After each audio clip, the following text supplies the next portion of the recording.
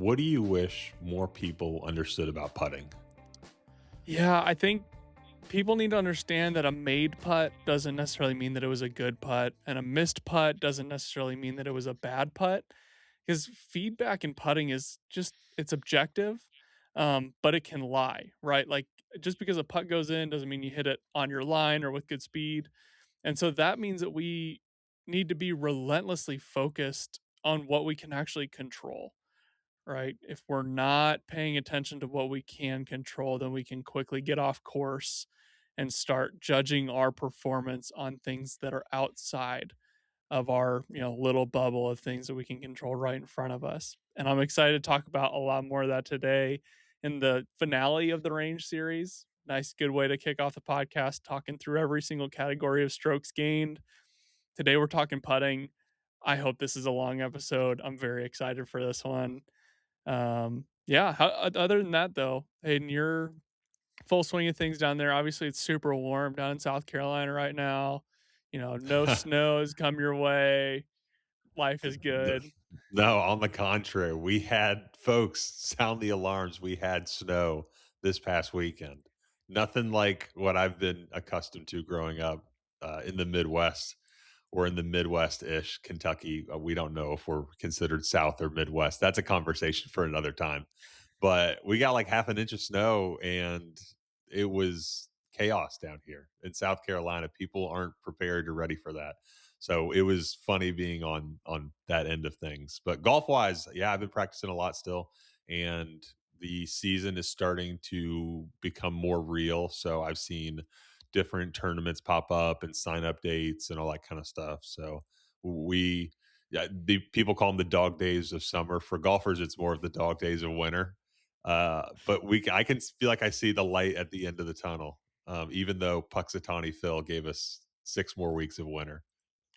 I told my wife, I said, we're naming our firstborn son Puxatawny. That's incredible. Uh, yeah, I've been putting a lot. I've been helping out with team practice here on campus as well. So I've been bumping in for some competitive reps. And actually, was that last night? 2 nights ago? 2 nights ago. Uh, yeah, we helped out with practice, got into some putting competitions. I, Hayden, I have never rolled the ball better. I didn't tell you this beforehand. I mean, straight up just end over end. Speed got really good. And I think I made like 4 putts in 72 holes. Like I didn't make anything, but I was rolling it so well. And Yeah. that's a big part of why I'm excited to jump in here. I know you've got a lot of really good insights on green reading that we're going to jump into. But first and foremost, we got to get birdies and bogeys out of the way. We're changing the rules though. Obviously, we're throwing out a statement. If it's a birdie, that means we agree with it. If it's a bogey, it means we disagree with it. In the past, I've been a little bit wordy, given some reason around why I might say birdie or bogey, or am I giving it a double bogey? We're tightening up the rules moving forward. You can only say birdie or bogey. And of course, we had to start on a week where I'm not the one Wait, doing it. wait. So Yeah. I'm, So you've been the wordy one, but I have to pay the punishment. yeah, I'm going to paint you into a corner really nicely with some of these. So we'll go ahead All and right. jump in. Okay. First one, the putter you use does not matter. No reaction. I just okay, bogey. I can't give the explanation, but I'm Yep, just gonna can't say no bogey. There we explanation. go. The best players in the world make the majority of their 10 footers. Bogey. Putting is mostly luck. Bogey. Aimpoint is ruining the game. We're going for 4 in a row. Bogey. The yips are a physical problem, not mental. Another bogey. Final one here, golfers should not try to make putts. Golfers should not try to make putts. We're going with a clean sweep of bogeys. That is a bogey. All I can't bogeys. We are explain it. I 6 mean, over you're par. you're handcuffing me. I really can't explain it. Is that what we're saying? Yes, that's exactly what we're saying. And you've got 2 weeks until you're in charge of birdies and bogeys, so I got off clean here. I got some time. That's true. You are off Uh, scot free. so we've got birdies, bogeys. There's so many opinions around putting. Like we said, there's so many variables. Even though it feels like the easiest part of golf because there's no power requirements. There's no flexibility constraints and you're rolling a ball what, 3 to 50 feet, right? For the most part. It Yeah. gives you all the time in the world to assess. The hardest shot in golf for some people is a little 3-footer. Like, how does that make sense? You can hit a drive 250 yards straight, but you can't make a 3-footer. Yeah. Your mind is the one thing that just continues to get in the way, and that's why it feels so hard to improve even though it's simple, right? Simple Yeah. does not mean easy, and easy does not mean simple. And I think that I fell into this trap very quickly this past summer. You saw it pretty much firsthand.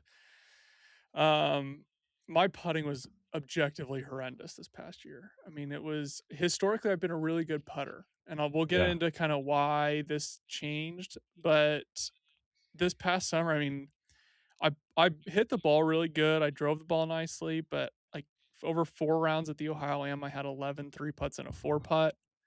Um, and just brutal stuff. So I know what it takes. I'm excited to get into what it takes. Hayden, have you ever struggled with anything like that? I mean, you've been playing the game for just as long as I have. There's Yeah. ups and downs to every single part of it. You're a great putter. I mean, you Yeah. no matter if the I greens are punched appreciate or that. not, you're a great putter. Yeah, no, I appreciate that.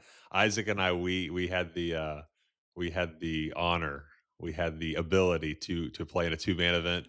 It was it might have been the last thing that I played in the fall, and and we won. It was awesome. We both canned some awesome putts. Yes, the W, fly the flag, and we weren't told beforehand that the greens were punched. In fact, we went to the putting green and I said, "Hey, how are the greens out there?" Like, "Oh, they're pretty similar to the putting green." We get to the putting green, it was awesome. And then we get out to the golf course, the greens were punched. That's a story for another time. But my history with putting is I'd say I've been very fortunate. I haven't really ever had to do a lot of tinkering. I'm on my third putter of my competitive lifetime, and that includes junior golf. And so I very much I kind of find what works for me with and I stick with it. And fortunately, it's also been working out. Yeah, I am also, we'll talk about it more. I'm a lifelong aim pointer. I went through like an aim point clinic when I was 15, and now with me being 26, it's stuck. So I definitely feel like I have a lot of different things that I pull from, and I'm constantly watching videos, whether it's Brad Faxon or getting you where he's on the creative side, and I want you to use your creative part of your brain. Then I'll listen to people like Bryson, where he talks about, hey, use your mechanical side, and we're going to measure this, and we're going to add and subtract and do all this kind of stuff. I feel like if there was a section of this range series that I could talk about the most, it would very much be this putting. So that's why I'm super, super excited to get into some of these putting keys that we're going to hone in on. So we've kind of narrowed down. There are 3 simple skills that are required to be elite at in order to be an elite putter, or are required to be good at to be a good putter: green reading, speed control, and face control. And we're going to go through them in that order. Not that one is more important than another. We understand from science that speed control helps with removing 2 putts or removing 3 putts more than face control does, but they're all very important. They all require a very specific skill, and they all have different ways of going about improving. So we're going to start with green reading. Hayden, jump into you first. I have a little bit of experience with Aimpoint as the system in terms of green reading. It was primarily self-taught, I would say, for the most part. That's kind of how I've understood putting is self-taught through systems. But walk me through, how do we understand what's going to happen once you hit the ball? Yeah. So basically, what I grew up and what I was taught is we get on the green, and obviously, as soon as you get on the green, your number one goal is to get your bearings. So there's 2 points. There's two parts of green reading. Is my putt uphill or downhill? Is it breaking left or right? For 80% of the putts that you're probably going to hit, you're going on one slope. We're not seeing a ton of double breakers. That's going to be on the lower end of how many putts we typically hit. And then we're also not going to see a lot of putts where you crest over a ridge and then you go back down and you try to figure out, is this more uphill? Is it more downhill? But that's the number one thing that when we get on the greens is we figure out, we got to get our bearings. We figure out the general things. And then depending on what how much time you have, if you're putting last in your group or if you're just playing alone, you can spend as much time as you want reading the putt and getting into and fixating on how much is it? Is it this? Is that? The great thing about putting that I love is that putting is extremely personal. It is about mentality, and it's about confidence, and it's about what are the things that make me feel the best on the green, and then just doing them on repeat no matter what. Does that kind of make sense? That makes a ton of sense. That reminds me, I was talking to somebody the other day about putting and putting styles and speed control and golf style in general. I think there's a lot of very objective data out there or objective opinions out there about how you should approach things in golf. You know, off the tee strategy is one of them. Where you're aiming on a green is one of them. Yeah. And then, putting speed is another one where you, at some point or another, if the way your brain works and your personality don't mesh with how you're trying to play golf, you're going to struggle. Like, I'll use decade as an example. I believe that there's a lot of really good data there. There's a lot of really good structure there. Scott is a brainiac, right? He's very math minded. Bryson's a brainiac, very math minded, very Yeah. clearly, right? Like a physics major. For somebody who, quote unquote, it would be more on like the art feel side, like saying aiming eight right of the pin based on your shot pattern is not going to resonate and they're not going to understand. Like, it's going to be harder for Yeah. them to play good golf under that system. In the same Yeah. way, if It's you've and for got, those who don't know, decade is a process of figuring out how to it's a very mathematical based process. I need to figure out how far left or right of a pin do I aim based on the trouble. And then it also gives some parameters of what you should do off the tee. Keep going. I just wanted to give that yeah, to no, that's, clarify. thank you. Yeah, yeah, yeah. So I was going to, in the same way, I think that green rating comes down to your personality. Couldn't agree more. The way that I read the green is going to be slightly different than how you. I mean, we've noticed that playing in two-man events or playing in scrambles. The way that one person sees something, even though you can come to the same conclusion, the way you get there can be very different. Um, and that's why I think that there's so many systems out there that are painted as really bad or really good. Yeah. Like, let's jump into the aim point conversation a little bit. You and I both used it. We have not gotten slaughtered on the internet regarding our pace of play. Thankfully, we're not on TV. You will be very soon, but it's like, for example, the Keegan clip got passed around Twitter for the past week of him taking like a minute and a half over a 3-footer. Talk to me about, is aim point the problem or is it like a, man, you just got to speed up problem? Well, if we're talking about slow play, if we're gonna share Keegan's video, why are we not sharing Max Homa's video where it makes him a faster putter? So like that's just based on the golfer. That it's don't shoot the messenger type of thing. Like don't shoot the person that is good.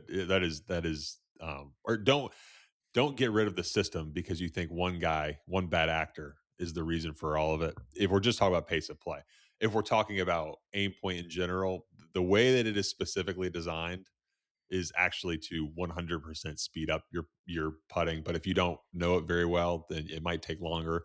Or if you're just an indecisive person, again, you just might take longer. But when we think about aim point, how I personally use Aimpoint, I would say it's about 65 to 70% of my read.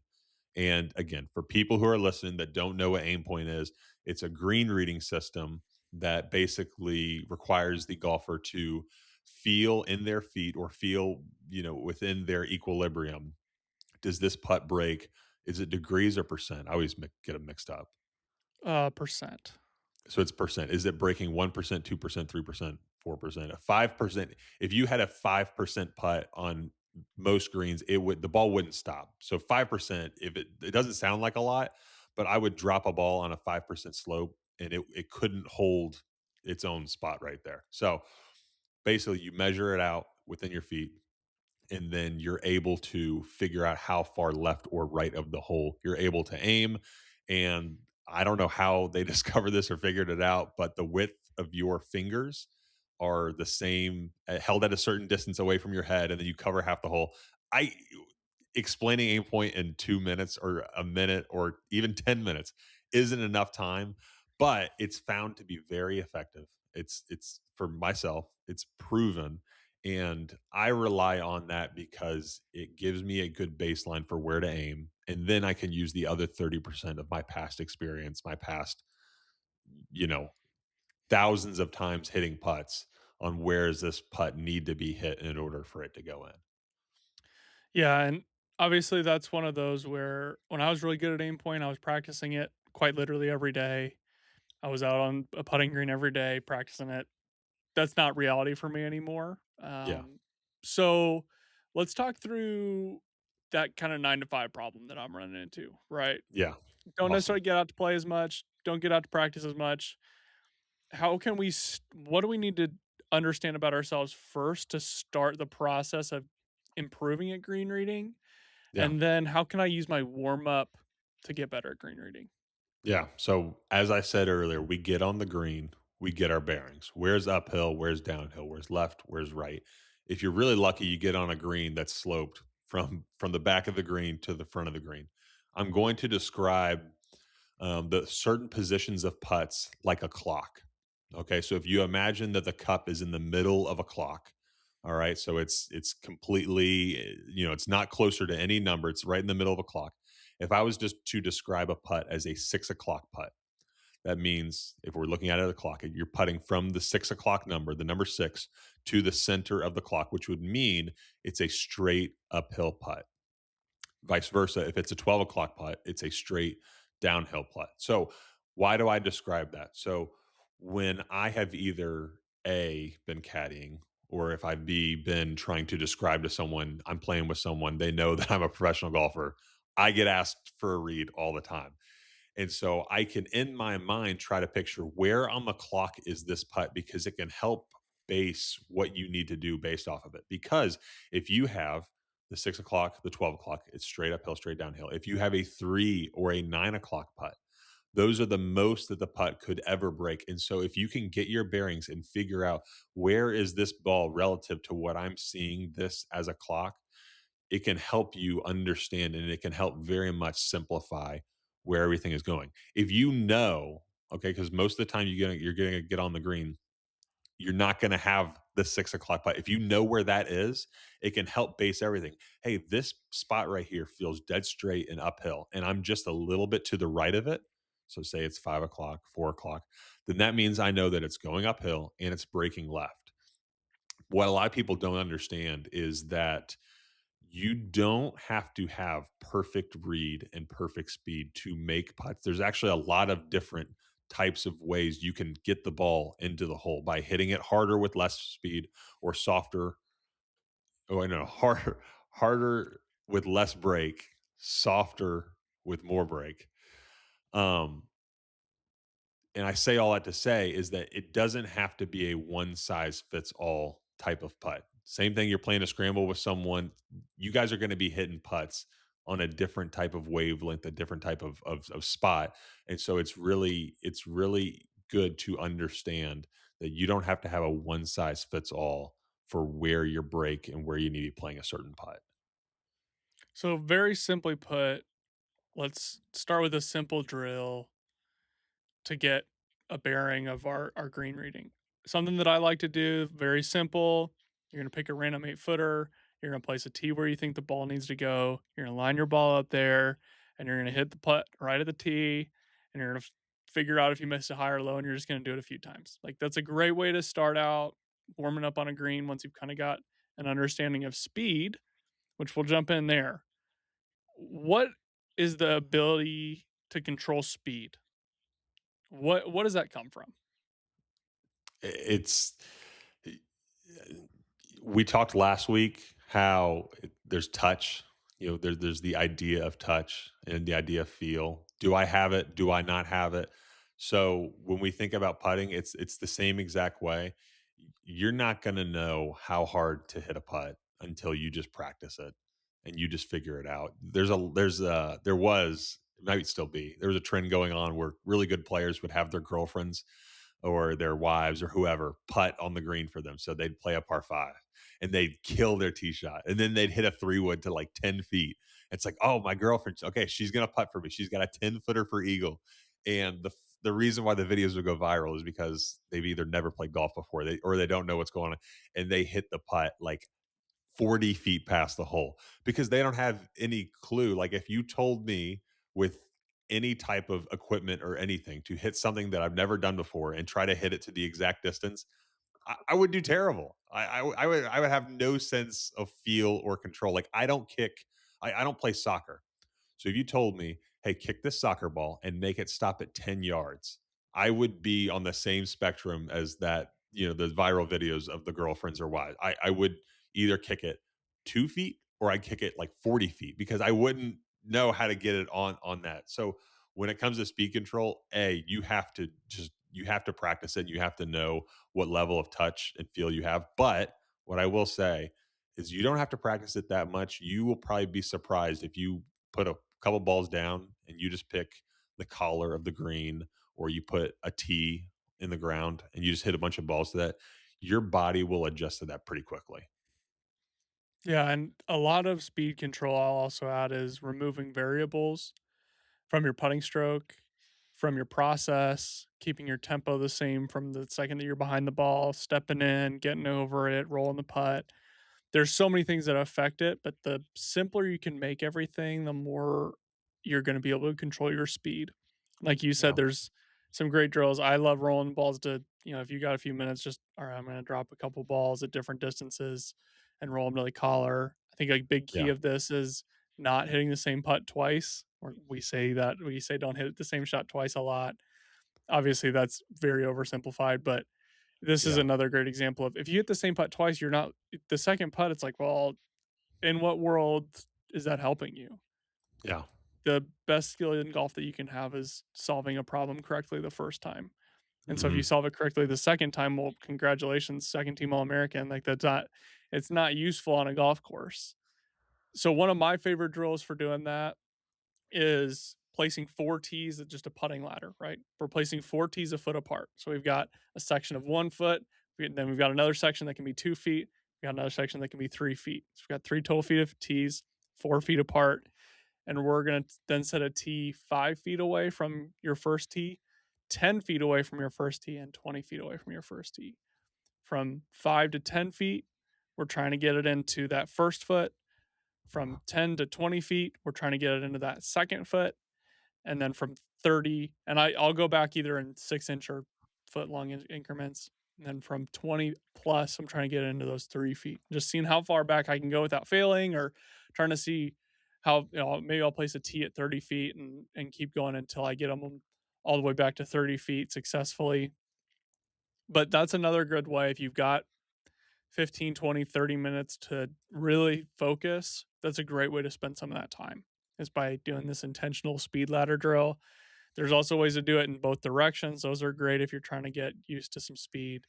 Hayden, have you ever done anything like that? Yeah, I have. Playing professional golf, I'm always playing different golf courses. So there's always a speed drill that I will incorporate either into my if I get to have a practice round, into some type of practice before or after.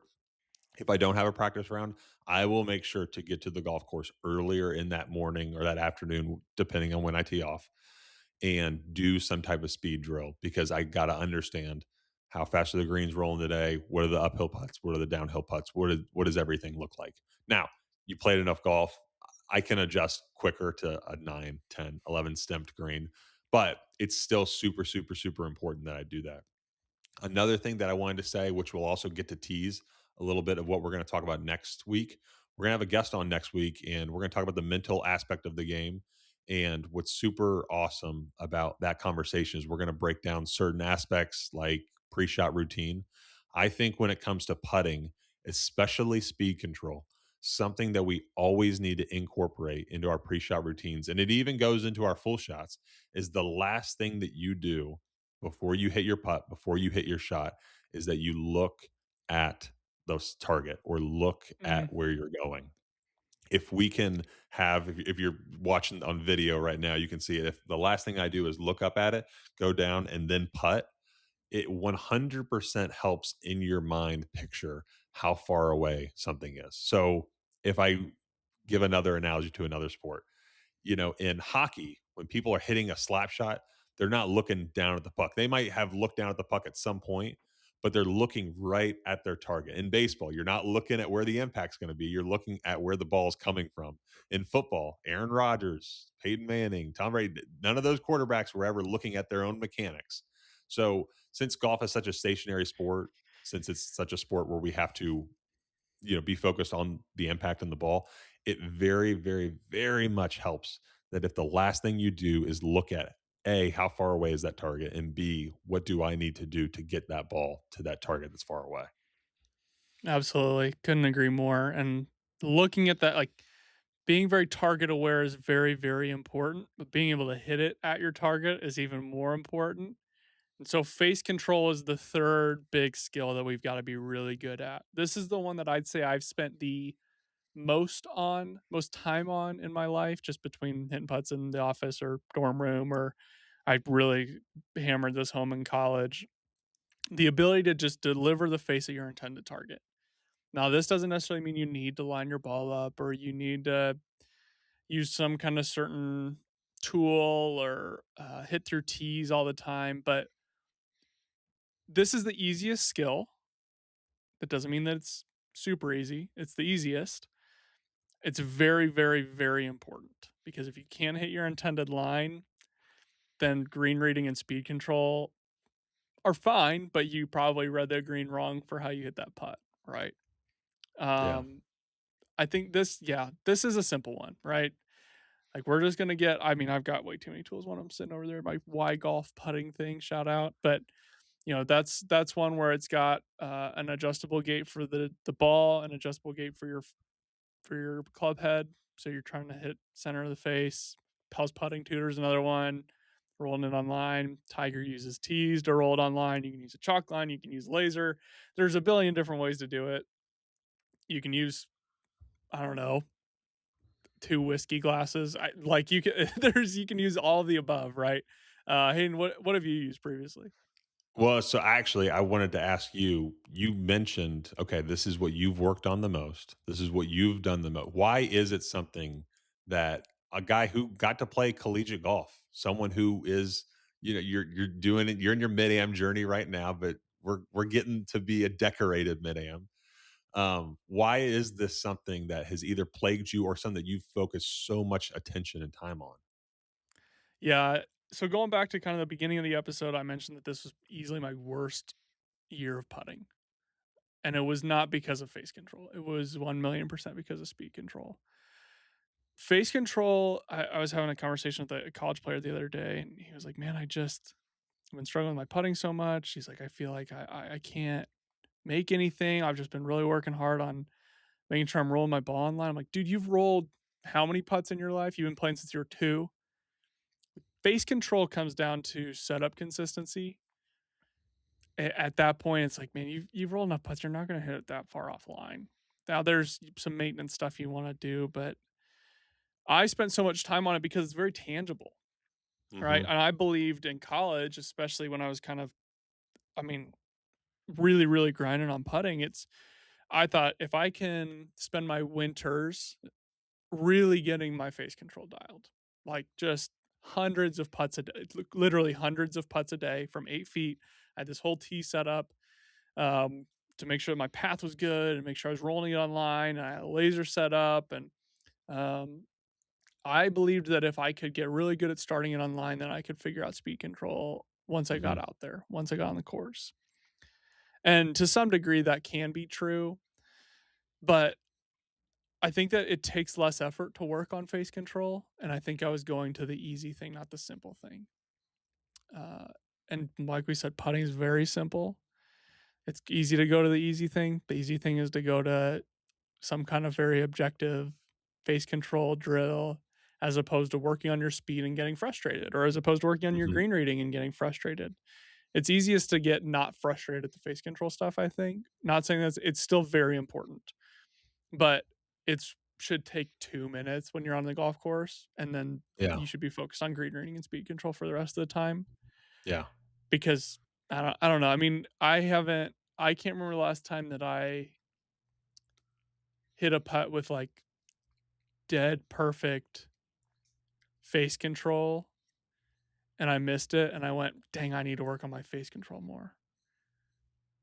I've hit a lot of putts where that I've missed because of speed or because of read from outside of 8 feet and gone, "Ah, man, I guess I can see that now," or, "Oh, yeah, I get speed wasn't great," but faces it's important, it should not be the majority of your practice.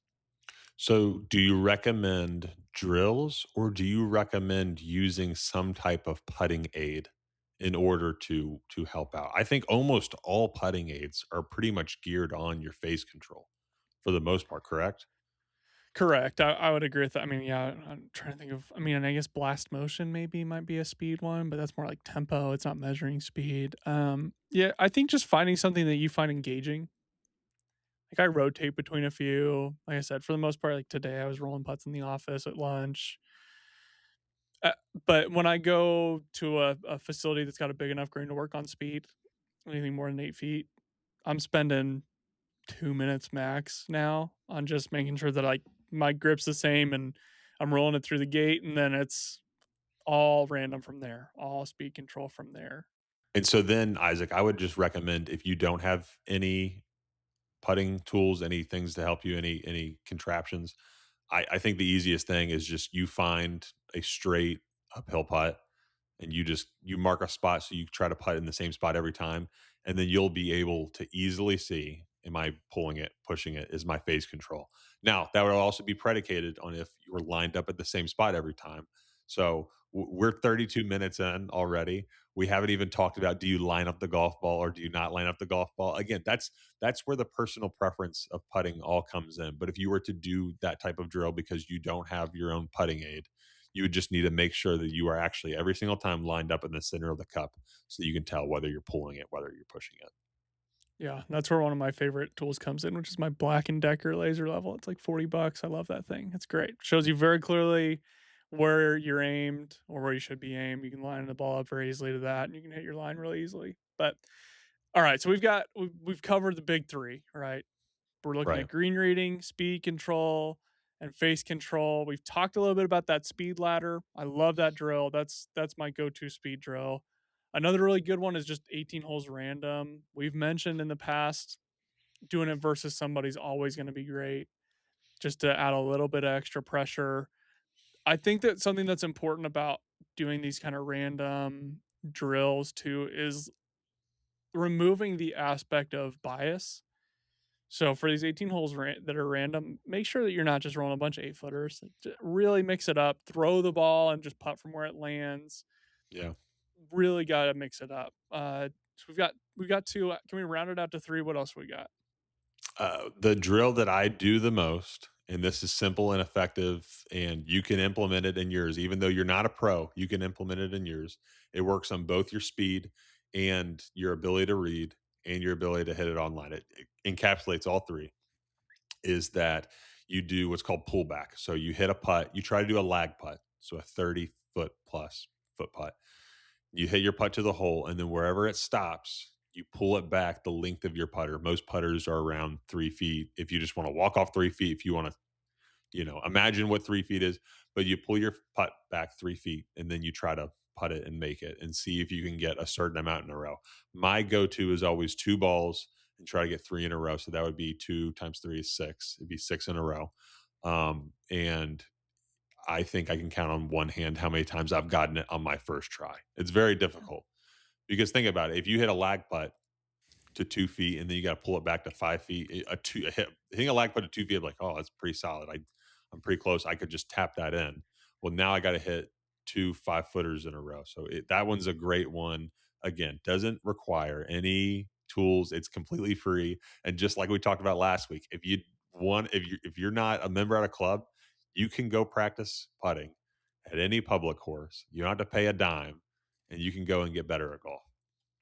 Yeah. All right. Well, we've got three great drills. Obviously, little plug here. The app launch is March 29th. if selecting a drill feels overwhelming, or you want a way to track your practice or make it personal to your skill level and your about time and the facilities you have access to, that app's coming out March 29th. Make sure you sign up for that email. We're launching that first 2 weeks is going to be a major lifelong discount. So want to make sure that you're on there. Even if you don't sign up for the full app, we'll be doing a 1 week free trial so you can get a little taste of it as well. But we got the speed ladder, 18 holes of random, and doing our little pullback drill. We've got some tools that you can use, like we said, Pell's putting tutor, Y golf. There's all kinds of face control, ball roll drills, and even just two objects, right? Just trying to roll a ball straight. I really like a rubber coaster as well. I've got my water bottle sitting here on one of them. Like you can just throw this thing around the house, roll putts to it. It gives you good speed feedback as well. Huge fan of that. Next week, I'm very excited to talk to an industry professional about the mental game, about how you can improve your mental game even with a little bit of time. Is it important for your 9 to 5 golfer? I'm excited about that part because it's something that I probably neglect more than I should. But we're pretty pumped to get into that. Hey, you got anything else to add? I would just say if you've made it this far and you're excited about next week episode, Isaac and I, we're not PGA professionals. We're not swing instructors. We have a swing instructor who highly focuses on the mental aspect of the game. Leave a comment, something that you would probably want to have answered. We'll make sure to see if he can answer Yes. some of those questions.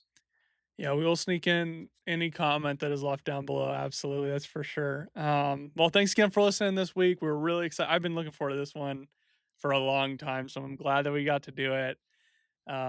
Remember, time is limited. Waste nothing. Play ready golf. We'll see you next week. Have a good week, guys.